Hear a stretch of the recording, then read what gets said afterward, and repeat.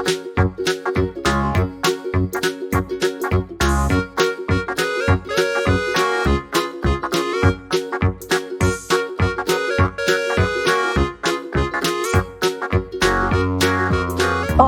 quarto ano, tudo bom com vocês? Vamos iniciar então mais uma semana de aula. Na nossa aula de hoje, nós vamos finalizar o nosso conteúdo falando um pouquinho sobre o uso da terra em relação ao campo. Como é que as pessoas utilizam as terras na área rural? Para que essas pessoas utilizam essas terras? Qual a finalidade? Então, o uso da terra no Brasil. Página 33 e 34 do livro de história de vocês. Vamos lá. Em relação à atividade anterior, vou deixar para vocês aí a correção, ok? A gente já tinha visto essas questões aí, página 28 e 29 do livro de história. Então vai ficar para vocês aí a correção da página 28 e 29 do livro de história, ok? Vamos lá então. Uso da terra no Brasil. A humanidade utiliza recursos do solo, da água e também modifica a natureza. O que ele está dizendo em relação ao uso da terra? Por que a humanidade, desde os primórdios, do início aí da colonização dos europeus, também da exploração de outros recursos, as pessoas elas já utilizavam as terras. Qual era a finalidade que essas pessoas tinham aí em relação ao uso da terra? Primeiramente, para sobrevivência, né? As pessoas antigamente, os mesopotâmicos, as pessoas da Grécia Antiga, eles utilizavam a terra, a agricultura, para a sobrevivência. Ao longo do tempo, isso foi se modificando. Eles começaram a perceber que em relação à agricultura, o aprimoramento da agricultura foi melhorando e eles foram vendo que poderiam ganhar algo com aquilo. Então começou a fazer o quê? A utilização do comercial da agricultura, certo? O espaço natural brasileiro ele passou por muitas transformações no decorrer do tempo. A ocupação da terra no território que hoje chamamos de Brasil ocorreu há mais de 3.000 anos. Então, olha só aquilo que a professora falou, né? O uso da terra ele já vem há muito tempo mesmo, não é desde agora que a nossa agricultura ela começou a avançar, começou a exportar para outros locais, não. Há muito tempo essas pessoas já utilizavam da agricultura, mas com a finalidade primeiramente de sobrevivência. Logo depois é que começou a finalidade de exportação, de vender os produtos agrícolas, certo? Alguns povos como os Marajoara iniciaram as plantações de milho, mandioca, algodão, entre outros recursos. Com o início aí da produção, da exportação, quando as pessoas começaram a perceber que elas poderiam ganhar outra coisa em troca, elas começaram a fazer a troca de mercadorias, troca de produtos. Você tem milho, eu tenho mandioca, vamos trocar os nossos produtos aí, a sua plantação, o seu plantio pelo meu. Então eles faziam isso antes mesmo deles conhecerem que poderiam fazer várias plantações, né? A chamada policultura, que é o cultivo de várias plantações em um único local. O nome de uma única plantação, eu só consigo plantar milho. Então você está praticando o quê? A monocultura, que é o cultivo de um único plantio. E aí ao longo do tempo isso também foi aprimorando, certo? A exploração do pau-brasil. Nos primeiros anos dos portugueses em terras brasileiras, grandes quantidades de árvores pau-brasil foram cortadas e enviadas à Europa para serem comercializadas. Então esse foi um assunto que a gente também viu na nossa aula anterior sobre a exploração do pau-brasil. E o pau-brasil ele é uma árvore nativa da Mata Atlântica. Então lembra que eu falei para vocês também que o pau-brasil, né, foi um tipo de árvore muito explorada na região da Mata Atlântica, onde nós temos aí uma grande devastação dessa vegetação, a Mata Atlântica. Cana-de-açúcar também foi outro assunto que a gente trabalhou na nossa aula anterior, que a partir de 1530 passou a ser praticada pelos portugueses no território brasileiro. Então, é uma das economias praticadas aí na agricultura, no cultivo, foi a cana-de-açúcar também. O café também, seguindo, né? Olha só, uma sequência, nós temos aí o café, que até hoje, nos dias atuais, o nosso café, o café brasileiro, ele é rico em exportação, ele está em primeiro lugar em exportação mundial. Então, olha só que interessante, principalmente aí nas regiões sudeste, onde tem as maiores cultivos aí de café, certo?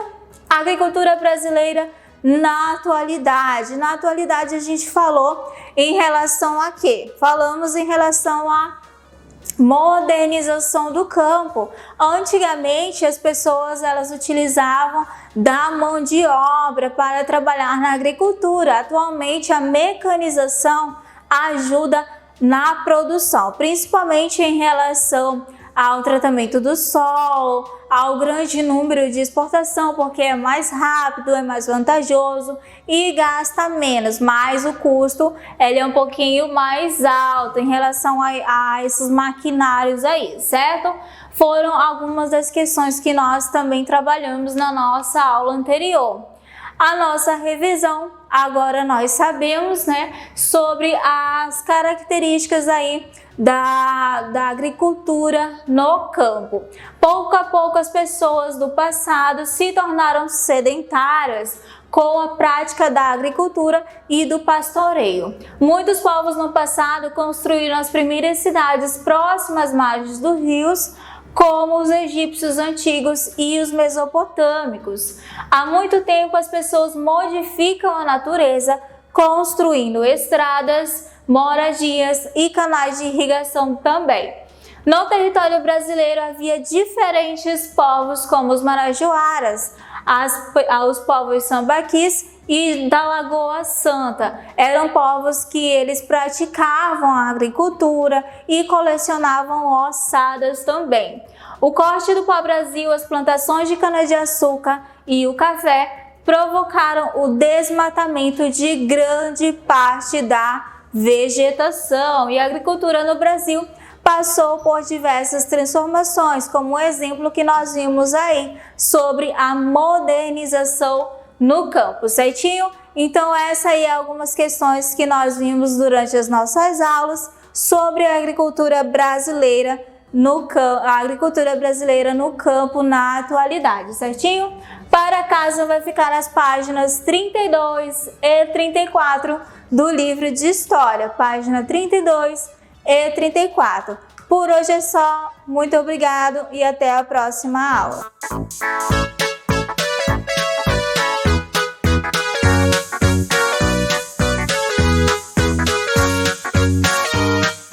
Olá, quarto ano, tudo bem com vocês? Eu sou a professora Gorete, ministrando aula de língua portuguesa, aula do dia 27/7/2020. Então, vamos lá, mais uma semana, né? E já estamos aí findando o nosso segundo volume, né, do livro. E eu espero que vocês tenham entendido bem os conteúdos, tá? Vocês estejam realizando as atividades que estão sendo passadas, para que vocês tenham aprendido alguma coisa, tá? Então, a nossa aula de hoje é sobre as variações linguísticas, palavras com o ditongo EI, o E e o I, tá? Vamos lá. Ele diz assim: na fala popular de algumas regiões do Brasil, é comum a suspensão do som representado pela letra I. em palavras com o ditongo e. É preciso, portanto, estar sempre atento à escrita dessas palavras, tá? Porque nas variações linguísticas, vocês, como eu acho que não sei se eu já falei para vocês, varia de região.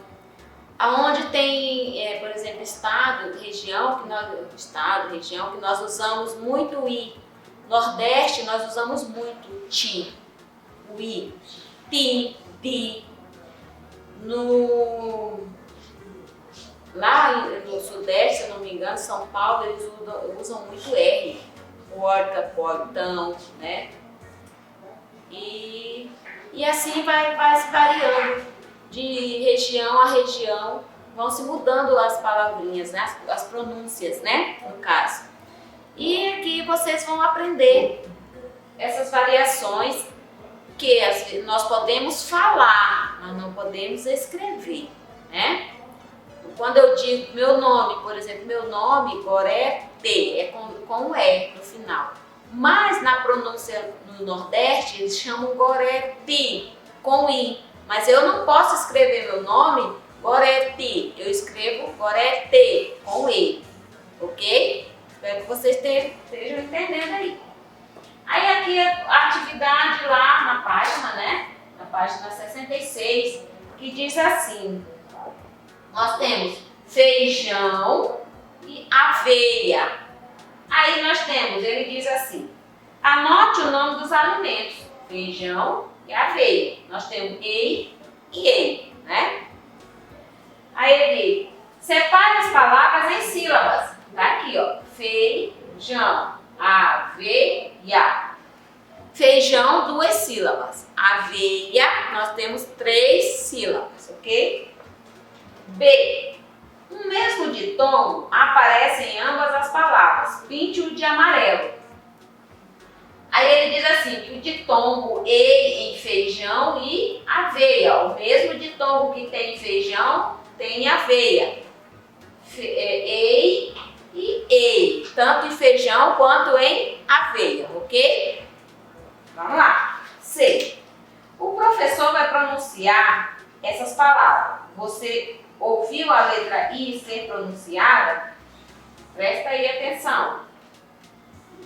Feijão e aveia. Para vocês observarem que quando eu falo, eu digo assim, eu digo feijão, não, eu digo feijão. Eu não pronuncio o I. Aveia também eu digo aveia, mas você observa que na palavra tem o I. Aveia, não é? Tem o I. Só que você observa aí que se eu pronunciei ou não I. Essa aí é com você que vai marcar no seu livro, tá? Se você ouviu a professora pronunciar a letra I ou não, nas palavras, ok? Vamos lá. Na fala popular de algumas regiões do Brasil, é comum a supressão do som representado pela letra I.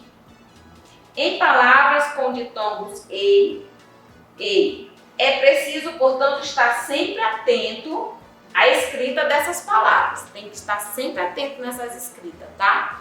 Porque às vezes eu pronuncio de um jeito e eu escrevo de outro, então eu tenho que estar atento nisso aí, tá? Vamos lá.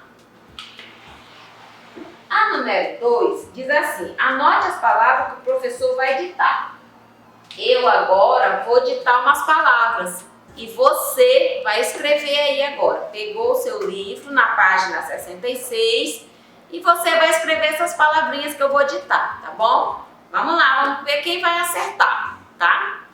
Diz assim: peixe, rapidinho, peixe, requeijão, primeira, dinheiro, janeiro, feira, queijo, peito de frango, leite, D. Muito bem. Eu espero que todo mundo tenha acertado. Professora, a senhora colocou a resposta? Sim, coloquei, mas eu estou aguardando você responder, escrever. Se você se atrasou, você volta o slide novamente e presta atenção nas palavrinhas ditadas, ok?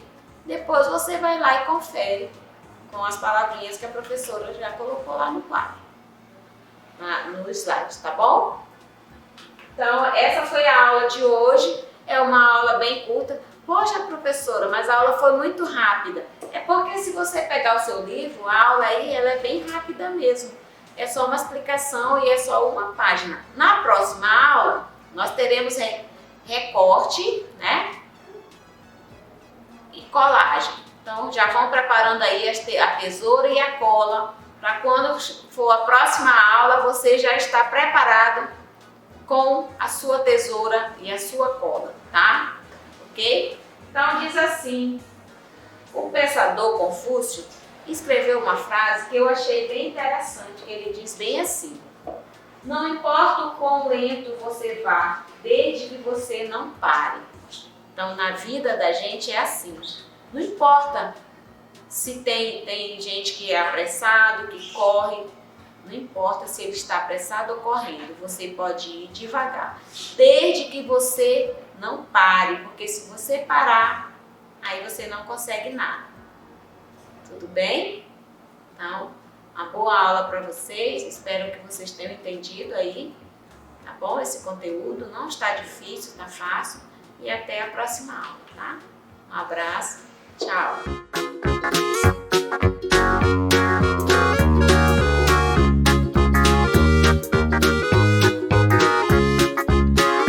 E aí, galerinha, beleza? Aula de Educação Física, aula prática. Não, aula prática o professor já passou na quadra, então agora a gente vai falar aqui sobre aula teórica. Eu vou fazer alguma coisa diferente do que eu fiz na quadra? Não, eu vou falar o quê? Chute e passe. Conteúdo aqui é futsal, fundamentos, chute e passe. 4º ano, anota aí e grave, é o que eu vou pedir na plataforma. Não tem mistério. Passe. Passe rasteiro, né? Passe de bico, passe por cima. São os fundamentos do passe, do futsal. Eu já passei na prática, agora estou fazendo um patrão só para vocês entenderem mais um pouco. O tipo de passe, tem vários tipos de passe. Passe com a perna esquerda, passe com a perna direita, passe de bico, passe com a parte externa e interna do pé. Então, tudo isso eu já falei na aula prática e agora estou falando na teórica. É coisa básica do futsal, são os seus fundamentos. Passe e chute. Chute ao gol e passe para o companheiro da equipe, do time, tá certo? Então, o que eu vou pedir lá na plataforma é só isso, que vocês entendam um pouco do fundamento do futsal, que seria o chute. Chute aonde? Ao gol, né? E o passe. Para chegar ao gol, no chute tem que ter o quê? Passe. Para chegar no chute ao gol tem que ter o passe. De que maneira? Que nem eu falei, com a perna esquerda, com a perna direita, rasteira, por cima, pelo lado, né? São os fundamentos básicos do futsal. E também a gente pode falar aqui também do futebol. E qualquer dúvida que vocês tenham nesse conteúdo do 4º ano, é só entrar na plataforma lá, tirar dúvida comigo, eu vou estar explicando, tá? Não tem mistério, o que eu vou estar pedindo na plataforma para vocês. Marcar o X lá é sobre isso aqui, é sobre os fundamentos do futsal. Eu já passei algumas aulas na quadra e agora estou passando aqui na sala de aula, que são os fundamentos básicos. Passe e chute ao gol, tá ok? Essa foi a nossa aula e valeu!